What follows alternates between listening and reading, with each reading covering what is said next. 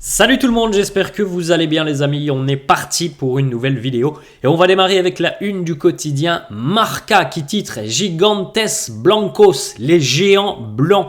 Le Real section basket est champion d'Espagne, victoire hier 84-73 sur le parquet de Murcie et une victoire donc dans cette série finale 3-0, champion d'Espagne pour la section basket quelques semaines après la section foot. Félicitations au Real qui domine la scène espagnole avec donc le 37e titre de champion d'Espagne de la section basket. C'est énorme quand même, 37e titre de champion d'Espagne. Regardez les petites photos, les amis, les deux groupes vainqueurs, le groupe foot en haut, le groupe basket en bas. Pour Florentino Pérez, évidemment, c'est un nouveau trophée, c'est une nouvelle consécration. 35 trophées avec la section foot, 28 avec la section basket. Au total, pour Florentino, en tant que président du Real Madrid, c'est pas moins de 63 trophées remportés. Ça pose un petit peu les termes du débat. Florentino, certainement le plus grand président de l'histoire du Real et peut-être aussi l'un des plus grands présidents, si ce n'est le plus grand président de l'histoire du football, puisque c'est quand même ce qui nous concerne plus, le foot. En tout cas, c'est monstrueux le bilan de Florentino avec le Real. On regarde les amis la une du quotidien AS qui consacre sa une à Alvaro Morata, campeón aussi pour la Via Rapida. Champion par la voie rapide, il n'y a pas fallu attendre beaucoup. C'était une série au meilleur des 5 matchs. Donc le premier à 3 victoires remporte le championnat. 3-0 pour le Real en finale. Pas d'autres informations concernant le Real. Évidemment, la préparation de l'Euro pour l'Espagne. J-2 avant le match d'ouverture pour l'Espagne, qui affrontera, on rappelle quand même, la Croatie. Donc samedi, c'est quand même une bien belle journée et une bien belle affiche. Et puis J-1 pour le match d'ouverture de l'Euro demain entre l'Allemagne et l'Écosse. On continue les amis avec une petite information. Donc on rappelle quand même qu'on a un mois de juin et un début juillet très sympa. L'Euro, la Copa América, il y aura des belles affiches tout au long de la journée. Il y en aura enfin dans l'après-midi au début de l'Euro, il y en aura à 18h, à 20h, il y en aura même la nuit pour la Copa América pour ceux peut-être qui pourront veiller tard la nuit. En tout cas, cette nuit, match de préparatoire, le Brésil affrontait les États-Unis. Score final 1-1. Vini a joué l'intégralité de cette rencontre. Rodrigo a joué 83 minutes et a d'ailleurs marqué sur un service de Rafinha. Hendrick a joué 25 minutes. On continue les amis avec le numéro 10 pour Rodrigo. Et d'ailleurs, vous pouvez jeter un petit coup d'œil, le nouveau maillot de la sélection brésilienne. Rodrigo qui nous dit « Neymar m'avait dit « Quand je vais quitter la sélection nationale, mon numéro 10, mon maillot sera à toi. » Et oui, maintenant que Neymar n'est plus là, alors peut-être qu'il reviendra, je ne sais pas. Mais en tout cas, Neymar, malheureusement, cette saison, elle a été très compliquée pour lui à cause de cette grave blessure. Et donc, pour le moment, le numéro 10, c'est Rodrigo du côté du Brésil. On enchaîne les amis avec une petite information concernant Aurélien Tchouaméni. L'équipe de France est arrivé en Allemagne hier. Il y a eu le premier entraînement d'ailleurs pour les Bleus hier. Aurélien Tchouaméni, pour le moment, on est toujours très incertain par rapport à la présence de Tchouaméni lundi face à l'Autriche. Toujours beaucoup de doutes qui planent autour de sa présence. Sa blessure inquiète du côté de l'équipe de France. Et Didier Deschamps évidemment ne souhaite prendre aucun risque. Donc on va pas se mentir les amis, hier il s'est pas entraîné avec le groupe, il s'est entraîné de nouveau en marge du groupe.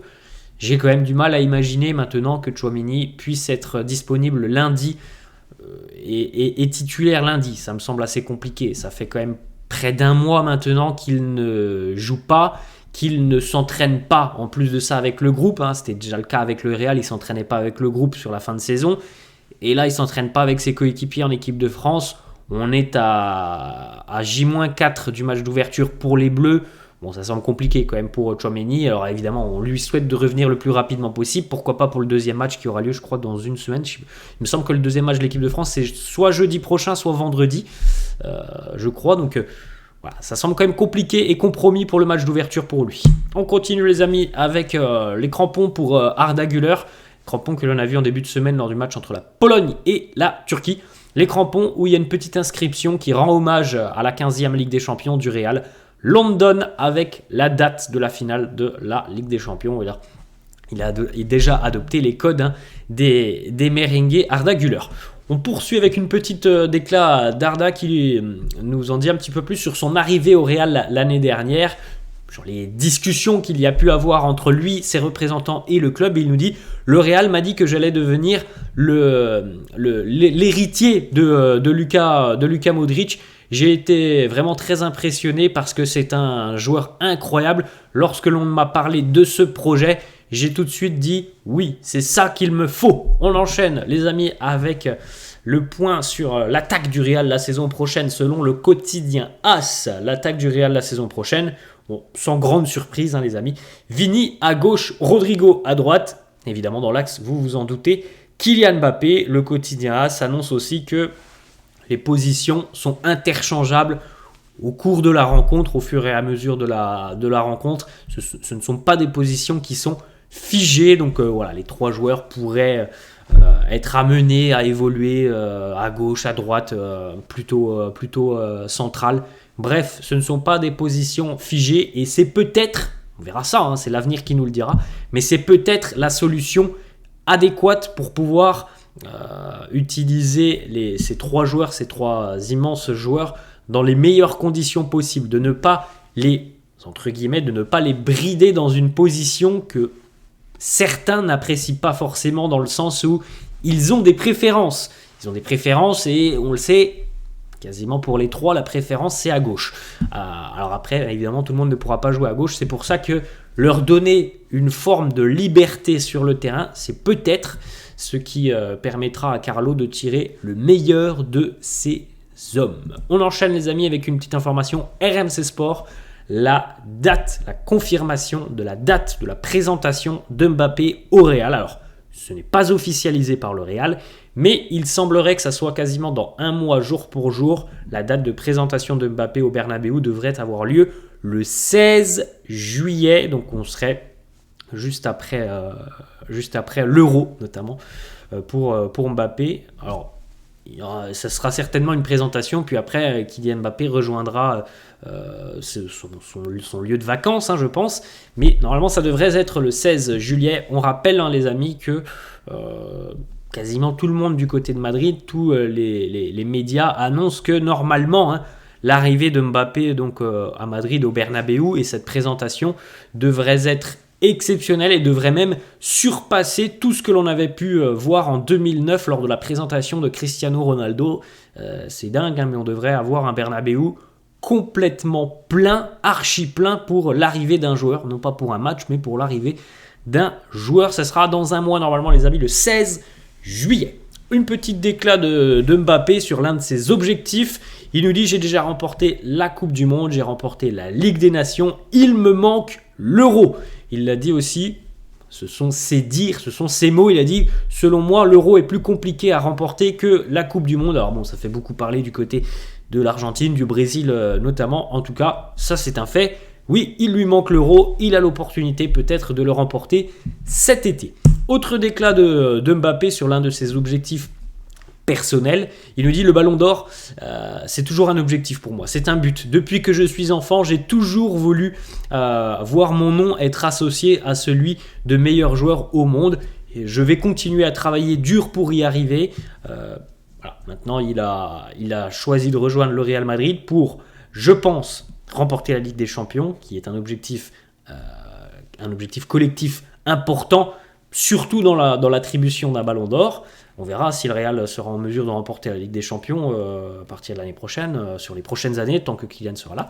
Et puis, évidemment, pour lui aussi, c'est peut-être la bonne solution de rejoindre le Real s'il veut remporter le ballon d'or. Il n'a jamais réussi à remporter la Ligue des Champions avec le PSG. Quand tu ne remportes pas la Ligue des Champions, il y a très peu de chances que tu remportes le ballon d'or. Donc, peut-être que les portes pour lui du ballon d'or vont s'ouvrir avec cette arrivée du côté de Madrid. On continue les amis, on a 2-3 petites informations qui concernent Alphonso Davies, des informations qui nous viennent d'Espagne.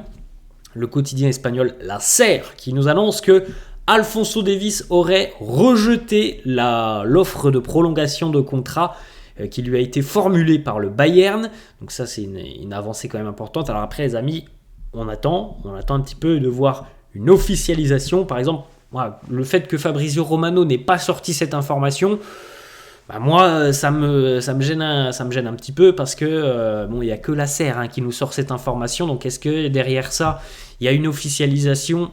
C'est difficile à dire. Moi, je préférerais avoir les informations de Fabrizio Romano. Mais bon, selon la SER, Davis aurait rejeté l'offre du Bayern. Il faut savoir aussi que si le Real signe Alphonso Davies, il y a quasiment 100% de chances que Ferland Mendy quitte le club. Bon, on en a déjà parlé depuis quelques mois, les amis, mais il semble quand même assez peu probable d'imaginer que le Real aura l'année prochaine et Mendy et Davies. On pense que normalement, ça sera soit l'un, soit l'autre.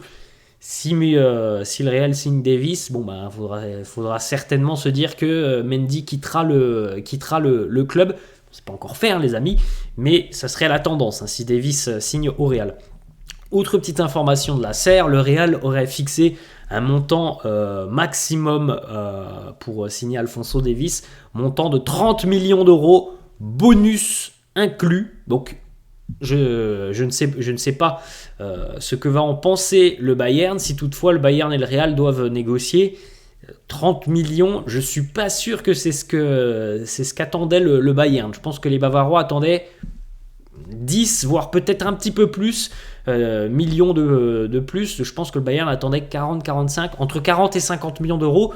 Donc si le Real est disposé à mettre 30 et pas plus haut, ça peut aussi un petit peu poser un petit peu problème. On enchaîne, les amis, avec une déclaration du président du LOSC Lille, le président Olivier Létang, qui nous parle de Lenny Yoro. Il nous dit d'ailleurs Lenny Yoro et Jonathan David. Bon, Jonathan David, ça ne nous concerne pas. Mais en tout cas, Lenny Yoro et Jonathan David vont vraisemblablement quitter le club cet été. Reste à connaître le point de chute, notamment pour Lenny Yoro. Le Real est une option, le PSG en est une. Il y a d'autres clubs aussi qui sont intéressés.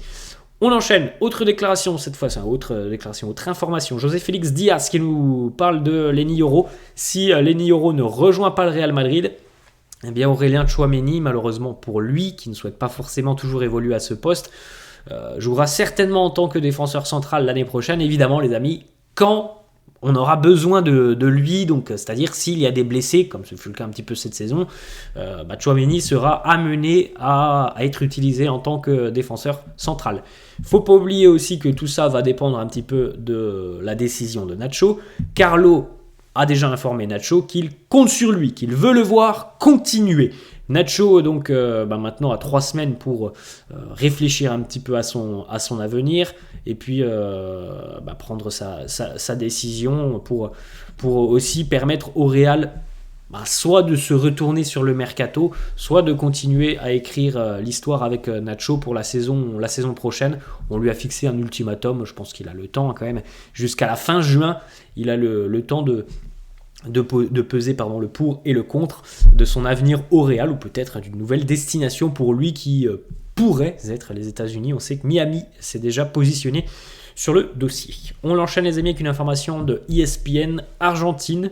Bon, on l'a pas vu venir celle-là, mais selon ESPN Argentine, le Real serait intéressé par Cristian Romero. Bon, affaire à suivre. Pas beaucoup plus d'informations, mais le Real garderait un œil attentif sur sa situation avec les Spurs de Tottenham. On enchaîne les amis avec une information Santi Aouna qui répond justement aux informations sorties par Mohamed Bouafsi il y a à peu près 48 heures. Mohamed Bouafsi qui travaille à la télévision, qui était notamment un ancien journaliste du groupe RMC qui était spécialisé en mercato et qui a sorti comme ça lundi, oui, le Paris Saint-Germain regarde du côté de Madrid. Les autres journalistes qui étaient présents lui ont dit Rodrigo, il a dit, Mohamed Bouafsi a dit tout simplement non, plus grand que Rodrigo. Bon, tout le monde évidemment a compris qu'il parlait de Vinicius Junior. Santi Aouna, journaliste foot mercato, qui nous dit Vini n'ira pas au PSG cet été, il veut rester à Madrid, il veut jouer avec Kylian Mbappé. De toute façon les amis, on a déjà eu les déclarations de Vinicius depuis de nombreuses semaines et de nombreux mois, malgré tout ce qu'il a traversé du côté de Madrid. Et quand je dis traversé, c'est évidemment tous les épisodes d'insultes à caractère racial hein, qui peuvent évidemment faire très très mal. Vini a toujours voulu continuer au Real. C'est le club qui lui a permis de rayonner dans le monde entier. C'est un club qui lui a tout donné et Vini le rend sur le terrain. Il veut continuer au Real, il n'y a pas de doute là-dessus. On enchaîne les amis avec une petite déclaration de Jamal Musiala qui nous dit même le Real Madrid avec Mbappé n'est pas imbattable. Je ne pourrais jamais me dire que l'on va jouer un match face au Real et penser que l'on n'a aucune chance. Voilà, c'est une petite déclat de Musiala. Tout le monde, évidemment que tout le monde a des failles. Le Real aussi, même si on n'en a pas vu beaucoup cette saison. Personne n'est imbattable. Ça, c'est évidemment une vérité. On enchaîne les amis avec une petite information. Aujourd'hui, à 20h30 ce soir, le Real et l'institution Real vont organiser un dîner à Valdebebas pour tous les travailleurs entre guillemets de l'ombre. Évidemment que du côté du Real, on met en avant le travail de Carlo, de son staff, mais au sein du club, il y a beaucoup d'employés évidemment qui travaillent au centre d'entraînement, qui travaillent au Bernabéu, qui travaillent dans les bureaux. Tous ces employés que l'on ne voit jamais, mais qui fournissent un travail très important, et bien tous auront l'opportunité de se retrouver ce soir autour d'un repas pour célébrer aussi cette saison fantastique. Petite photo les amis pour terminer avec notamment Jude Bellingham avec le nouveau maillot domicile du Real pour la saison prochaine, et on termine les amis avec le nouveau logo et le nouveau visuel du mondial des clubs 2023 en Arabie Saoudite, le nouveau visuel pour le mondial des clubs. Voilà les amis, la fin de cette vidéo, j'espère que ça vous a plu. N'hésitez pas comme d'habitude à lâcher un petit pouce bleu, n'hésitez pas non plus à vous abonner à la chaîne. Je vous laisse et je vous dis à la prochaine. Ciao.